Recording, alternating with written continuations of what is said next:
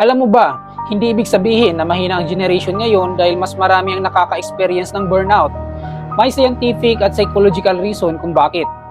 Napapansin mo ba, ang daming kabataan at young professionals ang nagsasabing pagod na ako. Wala na akong motivation. Parang gusto ko na lang magpahinga. At ang nakakagulat, hindi naman sila tamad. Marami sa kanila ang nagtatrabaho, nag-aaral, may side hustle, at sinusubukang ayusin ang buhay nila. Kaya bakit parang mas mabilis silang maubos? Psychologically, ang burnout ay hindi simpleng pagod. Ito ay state ng emotional, mental, at physical exhaustion dahil sa matagal na stress na hindi nababalanse ng sapat na pahinga. Isa sa mga dahilan ay ang information overload. Noon, pagkatapos ng trabaho, tapos na ang isip mo. Pero ngayon, may emails, may chats, may social media, may news, at may mga notifications. May pressure na laging available. At dagdag pa rito, ang social comparison theory. Araw-araw mong nakikita ang mga achievements ng ibang tao. Kaya kahit may progress ka, pakiramdam mo, nahuhuli ka pa rin.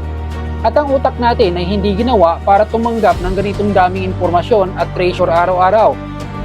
Kaya kung pakiramdam mo ay pagod ka, huwag mo agad isipin na tamad ka. Tanungin mo muna ang sarili mo, kailan ba talaga ako huling nagpahinga ng walang guilt? Hindi mo kailangan maging productive bawat minuto. Kasi kahit ang cellphone, umiinit kapag tuloy-tuloy ang gamit. Tao pa kaya? Ang pahinga ay hindi reward. Parte ito ng pagiging healthy. Hindi mo kailangan makipagkarera sa timeline ng ibang tao. Hindi lahat ng nakikita mo online ay buong katotohanan. At hindi mo kailangang ubusin ang sarili mo para lang mapatunayan na nagsisikap ka. Ang tunay na sukatan ng tagumpay ay hindi kung gaano kakapagod, kundi kung paano mo naabot ang pangarap mo nang hindi ka nawawala sa sarili mong proseso. This is Roniel, and this is my POV. Follow for more.